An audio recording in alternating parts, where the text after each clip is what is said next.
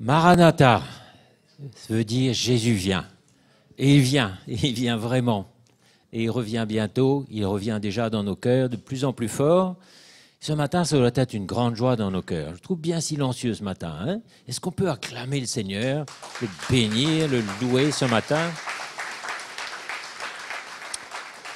Jésus vient, il est sur le trône, il règne, il nous a préparé une place et nous allons le rejoindre, le retrouver bientôt. Et ça doit remplir notre cœur de joie et de voir la grandeur de l'œuvre qu'il a accomplie. Ce matin, c'est ça que j'ai dans mon cœur. Le Seigneur n'a pas juste amélioré notre vie, pas juste venir prendre soin de nous d'une certaine façon, mais il a fait de nous une création nouvelle. Une création nouvelle. Hein, est-ce que vous vous rendez compte de ce qu'il a fait? Et ça nous encourage à ne pas regarder dans le naturel, parce que nous sommes faits de chair et nous regardons si facilement encore dans le naturel. Pas vous? Hein, moi aussi, je suis comme vous.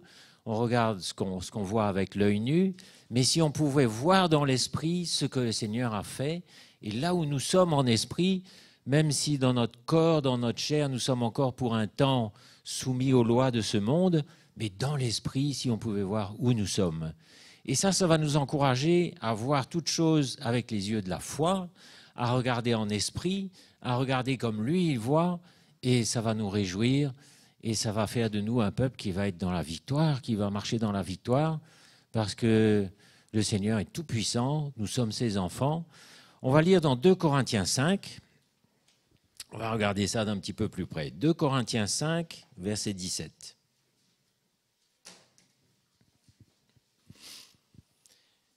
Si quelqu'un est en Christ, il est une nouvelle création. Les choses anciennes sont passées, voici, toutes choses sont devenues nouvelles.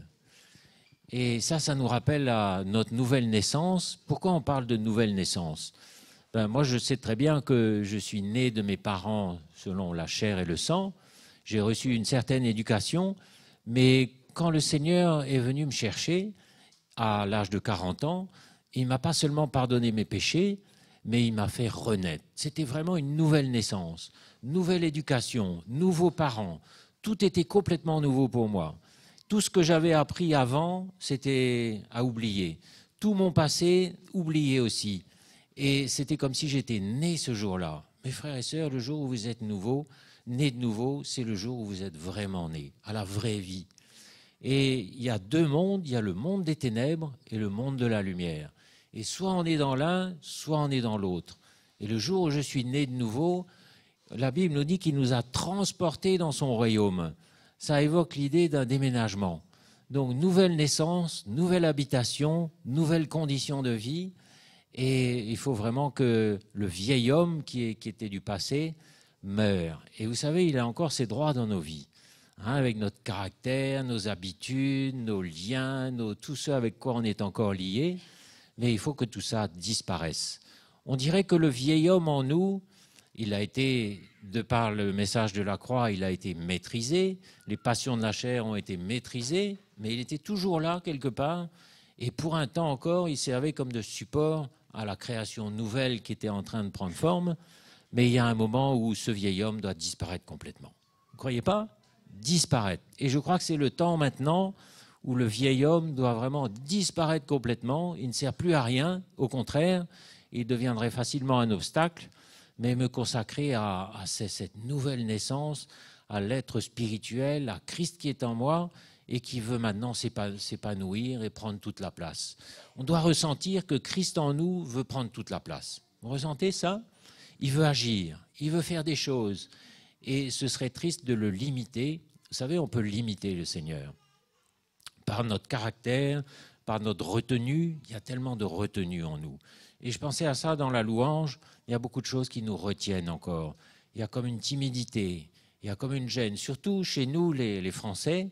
Bon, peut-être que dans les îles, je crois même que dans les îles et en Afrique, les gens sont beaucoup plus spontanés. Ils élèvent leur voix plus facilement. Mais nous, ça fait partie de notre culture, ça fait partie du vieil homme, cette retenue. Et je crois que nous avons vraiment besoin de demander pardon au Seigneur. Pardonne-moi, Seigneur, parce que je te limite. Je te limite dans la louange, je te limite dans l'adoration, je te limite dans ma vie.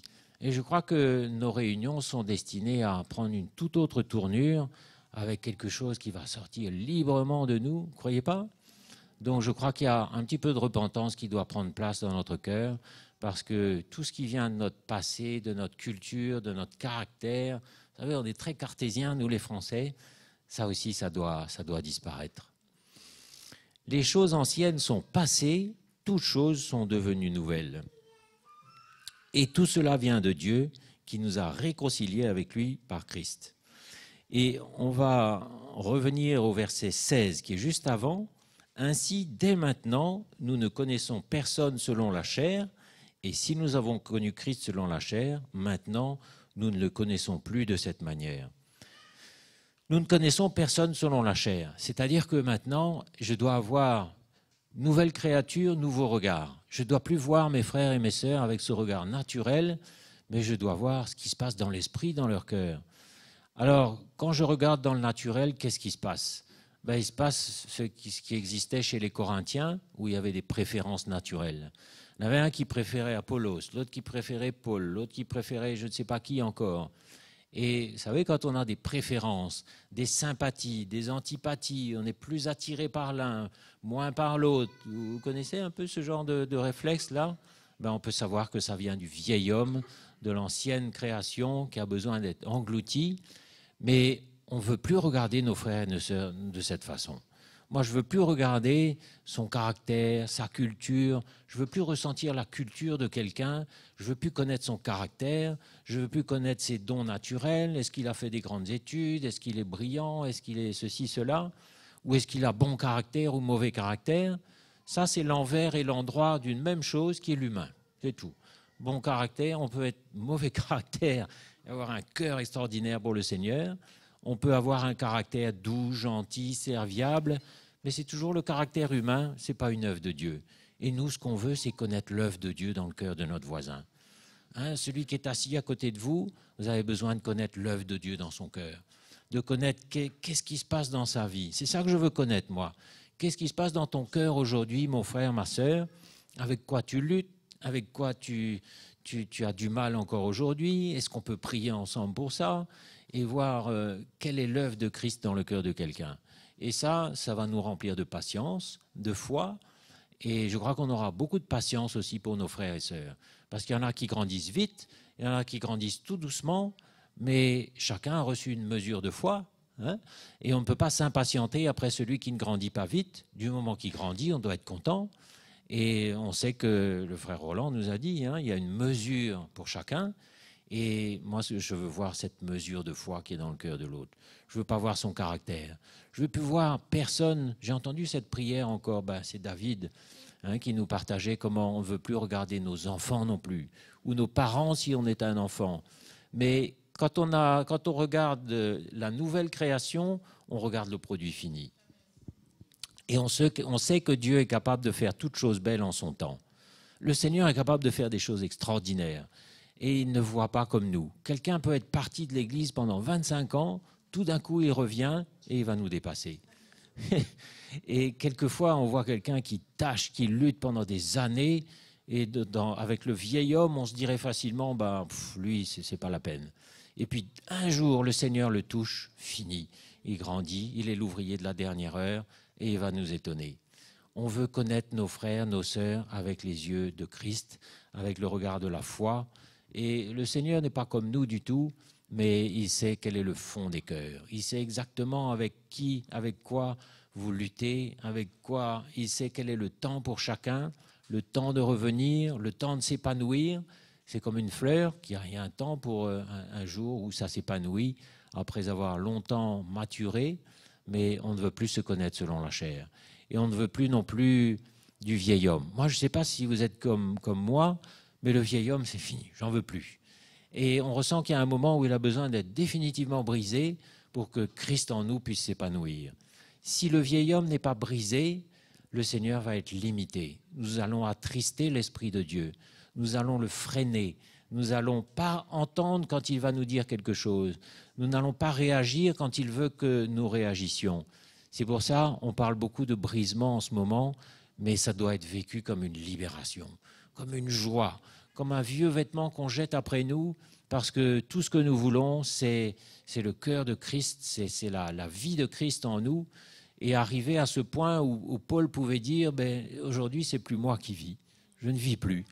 Et si quelqu'un, je ne sais pas, peut-être qu'un jour, je retournerai dans mon pays natal et je rencontrerai un ami d'enfance, et il me dira, tu te souviens? Je lui dirai, non, je ne me souviens pas. Le bonhomme que tu as connu, il est mort. Je ne veux même pas m'en souvenir, je ne veux pas entendre, mais je vais te parler de celui, de l'homme nouveau, de celui qui est aujourd'hui. Et tu vas voir, ça va te donner soif, ça va te donner envie. C'est l'homme nouveau qu'on veut connaître. Et quand on voit les serviteurs de Dieu qui nous visitent, on ne voit plus du tout l'homme qu'on a connu autrefois. Parce qu'ils ont été des hommes avec un caractère aussi. On les a connus autrefois avec leur caractère. Mais aujourd'hui, il n'y a plus rien de charnel, plus rien du caractère.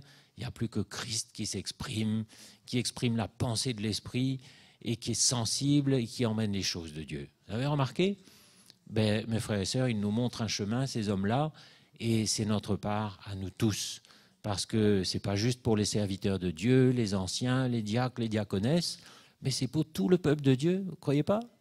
Une création nouvelle, entièrement nouvelle. Et quand on regardera en arrière, ben, on ne se souviendra même plus, le Seigneur ne veut plus se souvenir. Et moi, j'aime pas me souvenir de mon passé. Vous aimez, vous? Ah, j'aime pas. Vraiment, je veux regarder devant. Et ma prière, c'est que le Seigneur me brise, qu'il fasse tout le travail qu'il a besoin de faire pour que le vieil homme soit vraiment brisé et qu'il soit définitivement englouti avec ses peurs, ses craintes, ses insécurités.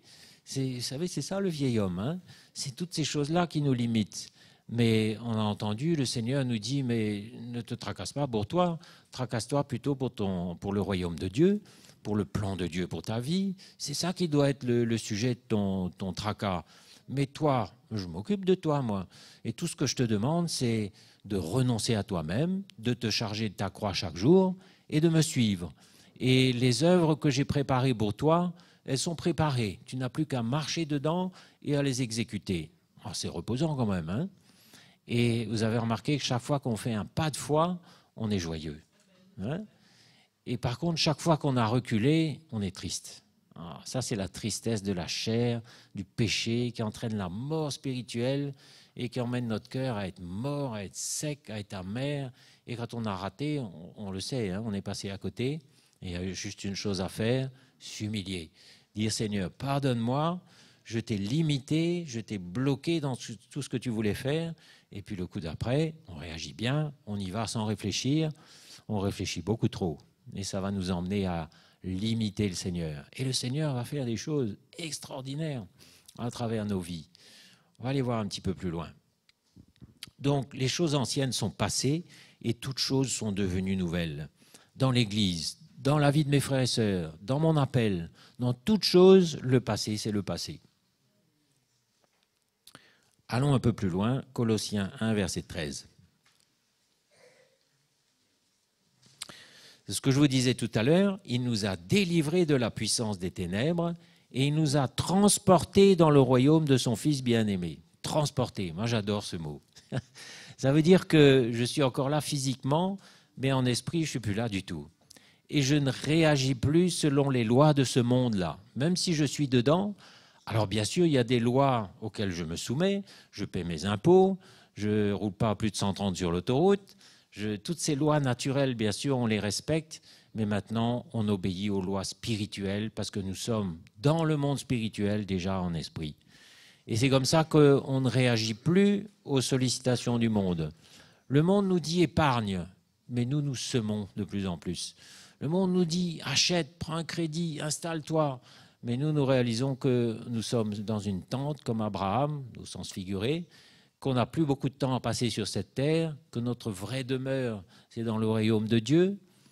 Et nous obéissons à la loi de Dieu maintenant. Même si nous sommes les pieds sur terre, nous obéissons à la loi de Dieu. Nous n'obéissons plus aux suggestions de ce monde qui nous dit « prends une assurance ». Couvre-toi, vous savez, on propose des assurances aujourd'hui. Si quelqu'un est dans les assurances, je n'ai pas de problème. Hein. Mais le monde a toujours des solutions pour nous sécuriser et on a toujours autant d'accidents et même de plus en plus. Mais nous savons que notre sécurité, c'est le Seigneur. Moi, quand je prends la route, je sais que c'est le Seigneur qui veille sur moi. Quand un de mes enfants est à droite ou à gauche, je sais que l'ange de l'Éternel campe autour de lui et que rien de mal ne va lui arriver. Par contre, celui qui est dans le monde, avec toutes ses assurances naturelles, il peut se faire du tracas. Un peu comme les 18 personnes sur qui la tour de Siloé était tombée. Et vous savez, régulièrement, on pose cette question, mais pourquoi Dieu permet ça? Vous avez entendu des gens du monde? Mais pourquoi Dieu a permis que 12 personnes soient tuées sur la route, là, il y a quelques jours, dans un minibus? Cette question a été posée à Jésus, et il a dit tout simplement, si vous ne vous repentez pas, vous périrez tous également. Donc il n'y a pas de grandes explications, mais il y a une marche dans la repentance, une marche dans le brisement. Et là, on est soumis aux lois de l'esprit. On ne voit plus du tout les lois naturelles agir dans nos vies. On en devient libre, mais on obéit aux lois de l'Éternel, à la loi de l'Éternel, et là, on est libre. D'accord? Et on marche de plus en plus dans cette liberté. Transporté dans le royaume de son Fils, en qui nous avons la rédemption, le pardon des péchés. Donc tout ce qui me fatigue, tout ce qui me tracasse sur cette terre, ça doit être mis tout simplement aussitôt devant le Seigneur. Dire, Seigneur, tu vois mon besoin, tu t'en occupes. Tu vois avec quoi je lutte, tu vois les difficultés. Et ça doit devenir un style de vie où tout ce qui nous fatigue, aussitôt on le confie au Seigneur. Et vous allez voir quel miracle il ne fera pas, qu'est-ce qu'il ne va pas faire pour nous. Il va intervenir, il va guérir, il va résoudre nos problèmes et il prend plaisir à le faire en plus. Dans l'exemple du roi Ézéchias que je vous citais tout à l'heure, le Seigneur a bien voulu montrer qu'il prenait plaisir à la prière de celui qui s'adresse à lui de cette façon. C'est pour ça qu'on a besoin d'être des gens de foi. Et quand vous mettez votre foi en action, vous faites plaisir au Seigneur. Et il va se faire une joie de débrouiller votre problème, de toucher la personne qu'il faut toucher, mais il est capable de faire des choses extraordinaires. Et quand on marche dans la foi et dans la victoire, on est joyeux, on est dans une joie extraordinaire et on n'a plus peur de rien. Je crois que le chrétien, le vrai, n'a plus peur de rien. Quand les disciples avaient été visités après la Pentecôte, ils étaient prêts à aller. Ils n'étaient plus tout tremblants, timides, craintifs, mais ils étaient prêts à affronter n'importe quoi. Et ils sont partis et ils ont évangélisé tous les rivages de la Méditerranée. Ils sont remontés jusqu'en Gaule, et même plus haut. Ils n'avaient plus peur de rien. Mais nous aussi, quand nous avons ce style de vie où le vieil homme est définitivement aboli, vous allez voir, vous n'aurez plus peur de rien. L'amour parfait bannit la crainte. Qu'est-ce que c'est que la crainte? C'est qu'on a peur pour nous-mêmes, finalement, pour notre vie, ou alors on a peur d'un châtiment, on a peur d'une punition. Mais vous allez voir, plus vous allez connaître votre Dieu, plus il n'y aura aucune peur, aucune retenue, aucune crainte, et vous irez avec joie, vous allez vous lâcher. Et c'est ça que le Seigneur attend de nous. Hein? Et il va nous envoyer dans des endroits et des situations où il n'y aura plus aucune sécurité naturelle. Je crois. Plus aucune.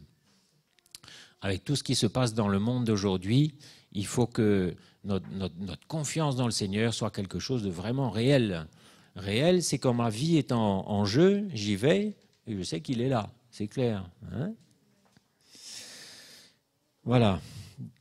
Colossiens, allons un petit peu plus loin. Colossiens 3, verset 9.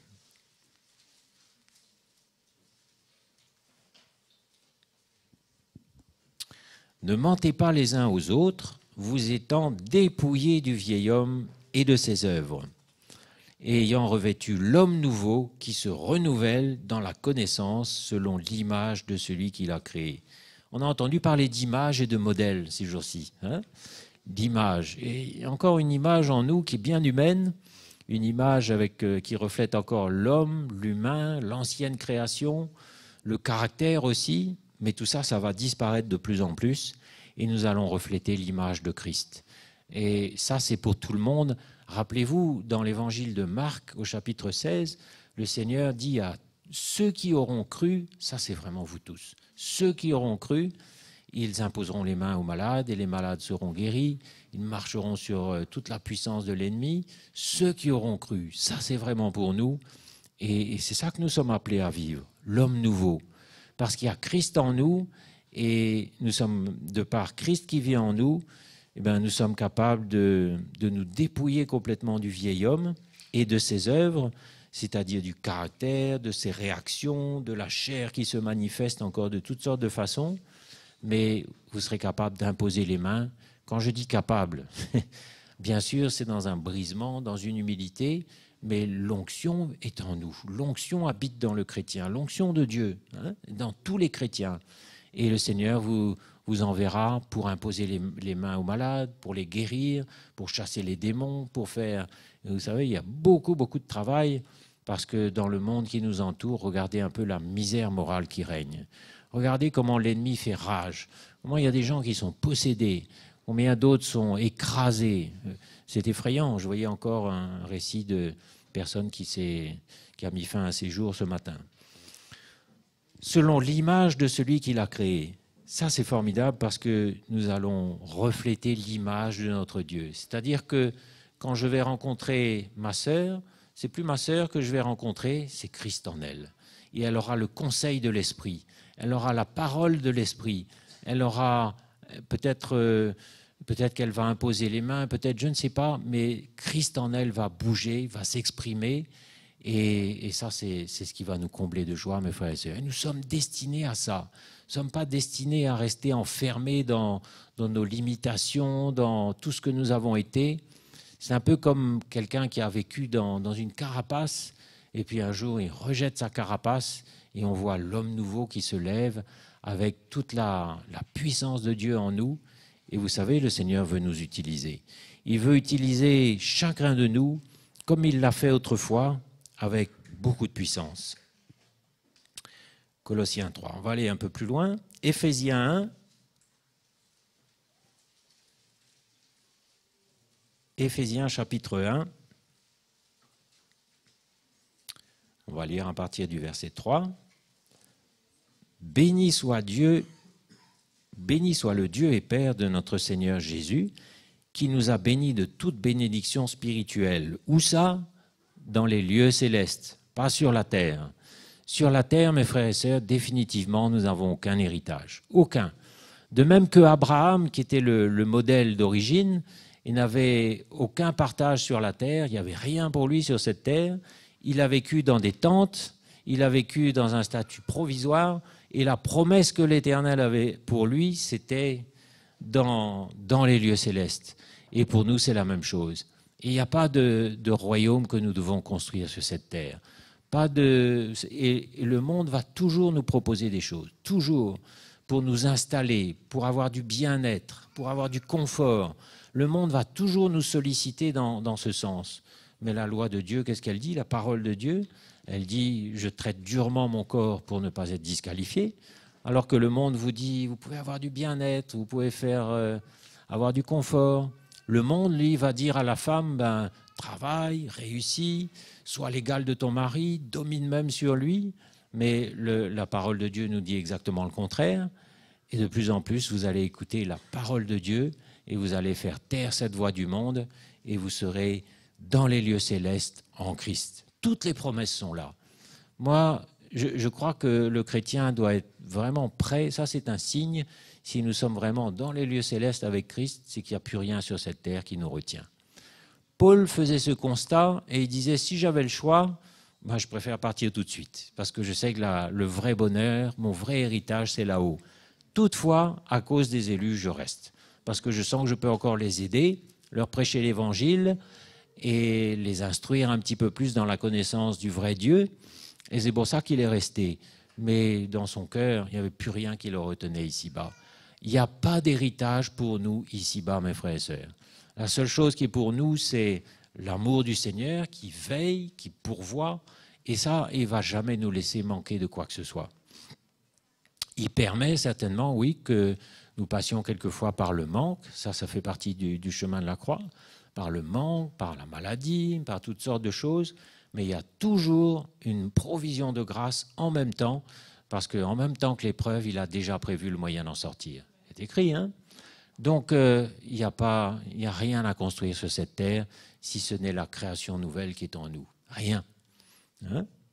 Donc, dans les lieux célestes. Et ce dans les lieux célestes-là est cité 3 fois dans cette épître, dans ce chapitre. En lui, Dieu nous a élus avant la fondation du monde pour que nous soyons saints et irréprochables devant lui. Il nous a prédestinés dans son amour à être ses enfants d'adoption par Jésus-Christ selon le bon plaisir de sa volonté, pour célébrer la gloire de sa grâce dont il nous a favorisés dans le bien-aimé. Donc, toutes ces promesses-là, c'est dans les lieux célestes. Et on va un petit peu plus loin, dans le même chapitre, au verset 20, Éphésiens 1, oui, c'est Éphésiens 1, verset 20, « Il l'a déployé en Christ en le ressuscitant des morts et en le faisant asseoir à sa droite dans les lieux célestes, au-dessus de toute domination, de toute autorité, de toute puissance, de toute dignité, de tout nom qui peut être nommé, non seulement dans le siècle présent, mais encore dans le siècle à venir. » Et après, on va au chapitre 2, verset 6. « Il nous a ressuscités ensemble et nous a fait asseoir ensemble dans les lieux célestes en Jésus-Christ. » Voilà où nous sommes, mes frères et sœurs, réellement aujourd'hui. Et moi, je veux me voir comme ça, dans les lieux célestes, en Christ, de plus en plus. Et c'est pour ça que le vieil homme a vraiment besoin d'être brisé, de disparaître. Et je crois que nous devons aspirer, nous tous, à voir tout ce que le Seigneur a pour nous. Qui sait que le Seigneur a des grandes choses en réserve pour nous? Il veut faire des grandes choses dans son Église. Il veut faire des grandes choses à travers vous. Et notre part maintenant, c'est de le chercher, de disparaître. Moi, j'aime cet exemple de Jean-Baptiste qui disait « il faut que je décroisse et que lui il s'élève ». Ben, c'est la même chose pour nous. Il faut que je décroisse avec tout mon caractère et que lui puisse s'élever à la place. Et il va le faire. Quand le Seigneur élève un homme, ce n'est pas l'homme qui l'élève, mais c'est tout l'investissement de Dieu en lui. C'est pour ça qu'on va continuer à prier. On va continuer à se tenir devant le Seigneur avec de plus en plus de liberté et de conviction. Et vous allez voir, vous serez étonnés de voir ce que le Seigneur va faire. Il va faire au-delà de ce que vous pourriez imaginer. Vous voyez un peu autour de la conférence Eoula tout ce qui s'est passé. Mais il y a tout un peuple, toute une église qui a jeûné, qui s'est brisée, qui a prié. Mais voyez les fruits. Vous avez vu un peu les fruits? C'est extraordinaire. Mais le Seigneur nous conduira et nous montrera ce qu'il veut faire. Il nous montrera des églises qu'il veut joindre à City Émail, des chrétiens qu'il veut restaurer, des familles qu'il veut relever. Il nous montrera et on sera sensible parce que quand on est dans la bonne attitude, on discerne, on comprend ce que le Seigneur veut faire. Alors que le chrétien charnel, lui, il n'entend pas la voix de Dieu parce que sa chair fait comme un voile devant ses oreilles et devant ses yeux et il fait des choses pour le Seigneur. Le Seigneur n'est pas dedans et rien ne se passe et il va être frustré et déçu. C'est pour ça que c'est très important que, là encore, le vieil homme soit mis à mort dans le jeûne, dans l'humiliation, dans toutes sortes de choses pour qu'on entende la voix de l'Esprit. Et ce qui est réjouissant, c'est qu'on l'entend, ça vient. Je suis sûr que vous avez déjà eu des exemples, des situations où vous avez clairement entendu la voix de Dieu et on va entendre de plus en plus clairement sa voix. Vous voyez, dans le livre des Actes, c'était clair. Quand Philippe est parti, il avait entendu la voix de Dieu. Va, et il était parti. Quand Pierre était sur le toit en train de prier, il a eu une vision, le Seigneur lui a parlé. Le Saint-Esprit était à l'œuvre puissamment dans tout le livre des Actes et les chrétiens entendaient sa voix. Ils discernaient, ils voyaient, ils entendaient. Mais pour nous, c'est pareil, non? Mais ça ne va pas se faire par une intervention miraculeuse, là, un jour de Pentecôte, mais ça va se faire par ce chemin qui est clair pour tout le monde maintenant, que le Seigneur trace devant nous, un chemin où on se brise, où on s'humilie, où on renonce complètement à nous, mais alors complètement. Et là, vous allez voir, vous allez entendre, vous allez bouger, vous allez faire l'œuvre de Dieu et vous serez étonnés de voir qu'il va faire tellement au-delà de tout ce qu'on peut même imaginer. Je crois vraiment que c'est là devant nous. Et c'est notre responsabilité aussi, parce que si on reste passif, si on reste en train d'attendre, on va être celui qui freine l'œuvre de Dieu. Et ça, ce serait grave. Ce serait vraiment grave. Parce que c'est nous que le Seigneur appelle. Ce n'est pas celui X, Y qui est dehors, mais c'est nous. Le Seigneur nous attend. Hein, il nous attend. Mais je crois qu'on peut se réjouir ce matin parce qu'il va vraiment faire ce qu'il a prémédité. Il y a des choses qu'il a décidé de faire. Hein. c'est dans son calendrier pour nous, il a décidé de les faire. Et il va les faire. Donc il faut juste un petit peu de foi, de persévérance, d'humilité aussi beaucoup. Et au prix de nos vies, on va voir l'œuvre de Dieu s'accomplir dans une dimension qu'on ne peut même pas imaginer. Donc il nous a fait asseoir ensemble dans les lieux célestes. Alors ça, c'est un verset qu'on prenait mal autrefois. On se disait, je suis fils de roi, vous savez, vous connaissez ce langage, et on en tirait un orgueil extraordinaire. Mais aujourd'hui, nous comprenons dans quel contexte ça s'applique. Hein, ce n'est pas du tout une fierté, mais c'est Christ qui va agir. Et nous savons, comme Paul disait, j'ai travaillé plus que tous, non pas moi, ce n'est pas moi qui ai travaillé, mais la grâce qui travaille à travers moi. Et ce que nous faisons, c'est Dieu qui l'accomplit en nous. Ça aussi, c'est dit. Donc, tout ce que nous allons faire, il n'y aura aucun mérite, aucun orgueil à en tirer, mais simplement à bénir le Seigneur en disant, ça, c'est toi, Seigneur, qui l'as fait. Et nous, nous allons marcher dans l'humilité, nous allons marcher dans la repentance. Ça, c'est le style de vie qui est pour nous. De quoi je vais me repentir? Ce n'est pas la question. La question, c'est de se repentir. Dire, Seigneur, pardonne-moi, tu vois ma misère, tu vois de quoi je suis capable, tu vois ma nature humaine, tu vois le vieil homme qui est toujours vivant en moi avec ses sollicitations, ses sautes d'humeur, son inconstance. Pardonne-moi. Et ça, c'est une démarche constante où on va rester. Ça va nous garder petits et humbles et ça va nous permettre au Seigneur d'agir. Mais dès que l'homme se lève, le Seigneur ne peut plus agir. Vous voyez ce qu'il avait dit à Saül? Tant que tu étais petit à tes propres yeux, je t'élevais. Mais là, tu t'es élevé toi-même et maintenant, je ne peux plus rien faire avec toi. Je vais choisir à ta place quelqu'un de réellement humble. Et il est allé chercher David, qui était un enfant, qui n'était même pas là dans la maison quand le prophète est venu. Il était avec ses moutons dans les champs. Mais le Seigneur l'avait déjà préparé à son insu. Alors que David gardait ses moutons, il apprenait déjà à déchirer l'ours, le lion, à faire des exploits avec l'Éternel. Je ne sais même pas s'il s'en rendait compte, mais le Seigneur avait préparé tout ça. Le Seigneur vous a préparé déjà pour un but, mes frères et sœurs. Ne regardez pas dans le naturel vos misères, vos faiblesses, votre caractère, mais regardez dans l'esprit, regardez la création nouvelle, regardez ce que le Seigneur fait en vous et vos faiblesses, ça n'a pas beaucoup d'importance. On a tous des faiblesses. David en avait, Salomon en avait.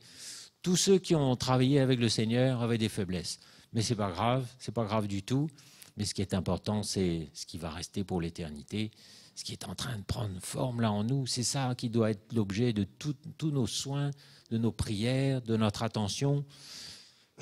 Pas seulement individuellement, mais quand nous sommes tous ensemble aussi. Il y a une démarche que nous devons faire tout seuls pour faire progresser l'œuvre de Dieu. Ça, c'est clair. Selon l'appel qui est sur notre vie, il y a une démarche qu'on fait tout seul à la maison, où on s'humilie, on jeûne, on prie, parce que moi, je veux vraiment m'humilier pour la façon dont j'ai servi le Seigneur par le passé, parce que ça ne glorifie pas le Seigneur, mais je veux le servir d'une autre façon, mettre ma foi en action pour qu'il m'équipe pour le servir à sa façon maintenant, avec sa vie, avec son onction, avec ses capacités à lui. C'est ça que je veux. Ça, c'est la démarche personnelle que l'on fait, et le Seigneur attend ça de nous. Mais s'il trouve un cœur sincère, vous allez voir, il va le faire. Il va créer des choses nouvelles. Il y a quelque chose de nouveau qui va apparaître. Et puis, il y a une démarche qu'on fait tous ensemble. Et ça aussi, c'est important, parce que quand l'Église prie, ça a une dimension tout à fait nouvelle, tout à fait puissante, je veux dire. Et il y aura des jours où l'Église va jeûner, prier pour un sujet. C'était où là, Maurice? Demain, ça va être je ne sais pas quoi pour nous, mais l'Église va se mettre devant le Seigneur, tous ensemble, et vous allez voir la puissance que ça aura. Quand nous tous ici, nous allons nous mobiliser comme il faut devant le Seigneur, vous allez voir ce que ça va produire. Vous allez voir, surtout aujourd'hui où les portes s'ouvrent en Europe, où le Seigneur est en train d'agir à toute vitesse, vous allez voir ce que ça va produire et nous serons étonnés. Nous aussi, nous avons des frères, des sœurs que nous voulons voir rentrer dans le royaume de Dieu, revenir après être partis. On sait que quand la porte va être fermée, il faudra qu'ils soient là. Il y a un petit prix à payer ensemble pour ça. Mais le Seigneur nous mettra à cœur d'autres choses pour que le royaume de Dieu avance, pour que la nouvelle création soit perfectionnée et pour que notre service ne reste pas ce qu'il était. C'est ça, vous voyez, le progrès. Paul disait à Timothée que tes progrès soient évidents à l'égard de tous. Ben, c'est notre responsabilité à nous tous de faire en sorte que notre service progresse. La façon dont j'ai servi hier, c'était bon pour hier, mais pour demain, c'est plus bon, c'est plus suffisant. Le Seigneur mérite mieux que ça. Le Seigneur mérite mieux que la manière dont moi-même, je l'ai servi hier, il mérite mieux. Et j'ai besoin de chercher et de dégager du temps de qualité avec lui. Et dans la vie moderne, le temps, c'est la chose la plus rare. Vous avez remarqué? On a toujours tellement de choses à faire, le temps. Mais on va trouver du temps, on va en dégager. Et si c'est un temps de qualité, même pas très long, et puis si bien sûr on a beaucoup de temps un jour, tant mieux, on en profite aussi, mais c'est une priorité pour nous, de dégager du temps de qualité pour chercher l'Éternel comme il faut, et vous allez voir les fruits, vous allez voir comment ça va, les fruits que ça va apporter dans notre vie. Jésus lui-même, une fois de plus, c'est le modèle. Regardez, quand il a eu à choisir les 12, il a passé toute une nuit en prière avant. Et au petit matin, quand il s'est mis à l'œuvre, alors là, c'était clair. Moi, je veux que l'évangile soit clair dans mon cœur. Vous voulez ça? Je veux que mon service soit clair dans mon cœur. Quel encouragement je dois délivrer? Qu'est-ce que je dois faire aujourd'hui? Qui je dois aller voir? Je veux que ça devienne clair. Et il faut avouer que certains jours, c'est flou. Parce que la chair est tellement forte, on pense à notre maison, notre voiture, notre boulot, nos enfants, on pense à un tas de trucs. Et là, c'est flou. Mais quand on passe un temps de qualité dans la présence de Dieu, on ressent. Moi, j'ai prié récemment pour un sujet qui me tracassait. Instantanément, quand j'ai commencé à prier, wow, la direction du Seigneur était claire, comme si le Seigneur riait. Il me disait, mais tu vas voir ce que je vais faire. Et cette conviction-là est là maintenant. Donc le problème, je dis, bon, ça va, le Seigneur s'en occupe, je ne me tracasse plus, on passe à autre chose. Mais ça va être comme ça. Il faut que les choses soient claires dans notre cœur. Quand Philippe est parti, il ne s'est pas dit, ben, je pars, Seigneur, tu vas me montrer, je ne sais pas ce qui... Non, il est parti, direct, droit au but. Et il est arrivé pile au moment où l'eunuque était en train de lire le chapitre qu'il ne comprenait pas. Et le Seigneur minute notre emploi du temps à la seconde près quand il agit. Vous avez remarqué ? Mais nous, quand on essaie de mettre notre main, ça y est, on est en retard, ou on avance, ou la personne n'est pas là. Mais vous verrez que quand vous êtes dans l'esprit, quand vous avez cherché le Seigneur vraiment, vous aurez la bonne parole, le bon chant, le bon moment. Vous arriverez au bon moment, au bon endroit, et vous serez dans un service par l'esprit. Ça, c'est la nouvelle création. Ça, c'est plus le vieil homme avec son service un peu comme ça vient. Hein. Moi, je crois vraiment qu'il y a une étape. Le vieil homme, il a servi à quelque chose quand même, il a supporté la création nouvelle, il faut bien un support. Je disais à quelqu'un l'autre jour, c'est comme l'œuf. Pendant un certain temps, la coquille de l'œuf sert à protéger, à garder au chaud. Mais quand c'est prêt, il faut casser la coquille. Et là, le poussin sort sa tête d'abord juste, et puis il commence à sortir la tête, mais il faut casser toute la coquille pour que tout le corps du poussin sorte. Et là, il commence à s'épanouir. Ben, nous, c'est la même chose. Il faut qu'on sorte la tête un petit peu, que le vieil homme soit cassé et que le nouveau commence à vivre par l'esprit, à bouger par la foi, à donner des paroles de vie. Et là, le Seigneur sera glorifié. Je ne crois pas que le Seigneur soit glorifié par un chrétien qui fait des choses pour Dieu. Vous connaissez ça? Faire des choses pour Dieu. On ne va pas le glorifier. Mais ce qu'il veut voir, c'est les œuvres vivantes que lui-même a préparées. Il a préparé des choses pour vous, pour moi, et des choses bien précises, en accord avec les dons qu'il vous a confiés depuis toujours. Et ces œuvres-là, ben, si on veut rentrer dedans, il faut que ce soit clair. Hein. Sinon, on ne va même pas voir, on va passer à côté, on ne va même pas se douter qu'il y a quelque chose pour nous. Et moi, ça met la crainte dans mon cœur de savoir que je pourrais être celui qui bloque l'œuvre de Dieu. Vous voyez ? Le Seigneur veut faire quelque chose, et moi, je bloque tout parce que ma chair est encore trop vivante. Alors ça met la crainte dans mon cœur. Et je crois que le Seigneur nous attend dans cette démarche de vraiment nous humilier, lui demander « Pardon Seigneur, j'étais celui qui voile ton plan par des propos dénués de sens, comme disait Job, Mais quand son œil s'est ouvert après avoir été brisé, il a dit, j'avais entendu parler de toi, mais maintenant je vois. Moi aussi, j'ai besoin de voir, non plus avec mes yeux naturels. Ces yeux-là, s'ils me font scandale, la parole dit, jette-les. Mais j'ai besoin de voir avec les yeux de l'esprit, avec un cœur intelligent. Ça, c'est d'une prière. Donne-moi un cœur intelligent pour faire ton œuvre. Donne-moi un cœur intelligent pour discerner ce que tu veux, pour prendre soin de ton peuple, pour accomplir ta volonté, pour accomplir ce que tu veux, toi. Non pas ce que je crois bon, parce que peut-être ce n'est pas bon du tout, mais ce que toi tu veux. Et là, on sera efficace. Un outil dans la main de l'artisan, il est efficace, tranchant, il va au but. Et s'il faut enfoncer un clou, 3 coups de marteau et ça rentre. Mais nous aussi, il faut que les choses soient claires. Quand je partage, il faut que l'évangile soit clair dans mon cœur. Hein?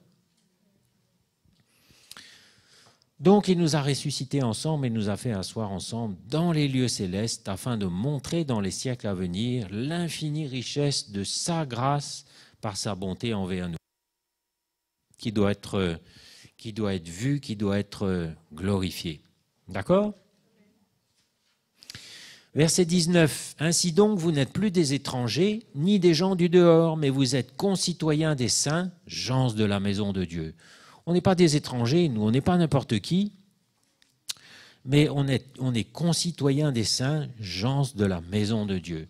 Est-ce que vous voyez comme ça, ou est-ce que vous voyez comme un petit chrétien insignifiant, on a un petit peu honte de soi? Non, je crois qu'on doit savoir ce que le Seigneur a fait de nous. Et David, de cette façon, lui, il s'exprimait en disant « Je te bénis, Seigneur, d'avoir fait de moi une créature si merveilleuse. » Ben, la créature merveilleuse, ce n'est pas moi, c'est Christ en moi. C'est la nouvelle création. Et c'est pour ça qu'on doit bénir le Seigneur. Dans la louange, par exemple. Merci pour tout ce que tu as fait. Merci pour, même si je ne vois qu'un chantier, quelque chose de pas fini, mais toi, Seigneur, tu vois le produit parfait, le produit fini. Merci pour tout ce que je ne vois pas encore, ce que je ne comprends pas encore, mais déjà se réjouir et le remercier et lui faire confiance pour tout ce qu'on ne comprend pas. Ce que je ne comprends pas, c'est ma tête. Ça a besoin de disparaître. Mais le juste vivra par la foi. Le Seigneur est capable de perfectionner ce qu'il a commencé en vous et de vous emmener à la perfection. Vous croyez ça? Hein? Vous êtes concitoyens des saints, gens de la maison de Dieu. Allez, on va aller un petit peu plus loin.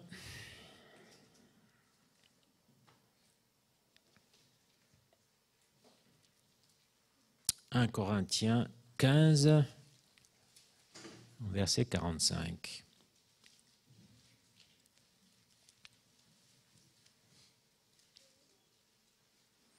Et ça nous montre un peu, verset 42 même, ça nous montre un peu la métamorphose pour passer de l'ancienne à la nouvelle création. Ainsi en est-il de la résurrection des morts. Le corps est semé corruptible, il ressuscite incorruptible. Il est semé méprisable, il ressuscite glorieux. Il est semé infirme, il ressuscite plein de force. Il est semé corps naturel, il ressuscite corps spirituel. Donc vous voyez, on voit une métamorphose. L'ancien, le nouveau. Et quand Jésus a été transfiguré sur la montagne, on a vu ce qu'il est vraiment. Et si on pouvait nous voir avec les yeux de l'esprit aujourd'hui, ben on se verrait dans nos corps glorieux, on se verrait comment, dans notre perfection, la perfection que le Seigneur prépare. Et ça nous donnerait courage. Il est semé méprisable, il ressuscite glorieux. S'il y a un corps naturel, il y a aussi un corps spirituel. C'est pourquoi il est écrit, le premier homme, Adam, devint une âme vivante, le dernier Adam est devenu un esprit vivifiant. C'est-à-dire que le Christ qui vit en nous a le pouvoir de transmettre la vie, de donner la vie. Et c'est pour ça que tous ceux qui auront cru auront l'aptitude, la capacité de transmettre cette vie, de guérir les malades, d'encourager, d'apporter la parole de la réconciliation, d'apporter une parole, et non pas seulement un mot humain, mais une parole qui va impacter dans le cœur de quelqu'un. Vous savez, quand vous parlez à quelqu'un, il y a un moment où vous ressentez quelquefois que c'est plus vous qui parlez du tout. Vous avez remarqué ça déjà? Là, c'est plus moi qui parlais, ben c'est tout simplement Christ en vous qui parle et qui va droit au but, qui atteint le cœur de la personne à qui vous parlez. Pourquoi? Parce que nous sommes un esprit vivifiant. Le dernier Adam est devenu un esprit vivifiant. Et c'est à ça qu'il faut travailler. Il y a un trésor en vous, il y a une richesse en vous. Et plein de gens en ont besoin. Des chrétiens déçus, des païens, des frères et des sœurs. Beaucoup ont besoin de cette vie qui est en vous, cette vie de Christ qui est en vous. Et c'est pour ça c'est notre champ de travail dans les semaines et les mois qui viennent, de travailler avec foi à cette nouvelle création qui doit se dégager de nous. Parce que beaucoup en ont besoin. Beaucoup de gens sont dans la misère, dans le doute, dans les drames. Et qu'est-ce qu'on va leur apporter? Un petit encouragement humain? On a une bonne église à Chaville? Non, une parole de vie qui vient directement de cet esprit vivifiant. Vous savez, on ne se doute pas de ce que c'est que de l'héritage de Christ. On ne se doute pas de la puissance qu'il a déposée en nous, de ce qu'il est en train de faire. C'est pour ça, détachons nos yeux de ce que nous voyons dans le naturel aujourd'hui, mais allons regarder dans l'esprit ce que le Seigneur a accompli, ce qu'il est en train de faire. Mes misères, mes souffrances, ça c'est pour un temps, c'est pour aujourd'hui. Mes limitations, ça c'est juste pour un temps. Mais si vous regardez dans l'esprit avec foi, vous allez voir ce que le Seigneur a déjà fait de vous, ce que vous êtes déjà dans les lieux célestes. Et là, ce n'est pas une démarche d'orgueil du tout, mais c'est une démarche de foi dans un cœur humble et brisé, et vous allez voir ce qui va sortir de plus en plus. Des fleuves d'eau vive couleront de votre sein, nous dit l'Écriture, si vous êtes dans la foi. Pour l'instant, c'est le goutte à goutte. Une petite goutte encore, ça commence à venir, mais un fleuve d'eau vive, qu'est-ce que c'est, hein? Mais c'est ça qui doit sortir de nous. Quand Paul passait dans la rue et Pierre, leur ombre guérissait les malades. Un mouchoir de Paul qu'il avait eu dans sa poche, on l'appliquait sur un malade, il ressuscitait. Quand le corps d'Élisée a été jeté dans le tombeau, mort dans le tombeau, le corps d'à côté est ressuscité. Et la puissance de vie qui vit en nous, mes frères et sœurs, c'est extraordinaire. Et c'est là qu'on fléchit les genoux devant le Père et on s'est dit, Seigneur, je te bénis pour la créature merveilleuse que tu as fait de moi. Je ne veux plus regarder le vieil homme. Et vous savez, autrefois, j'avais peur de dire au Seigneur, brise-moi. Vous avez peur, vous? Moi, j'avais peur. Me brise pas trop quand même. Humilie-moi, pas trop quand même.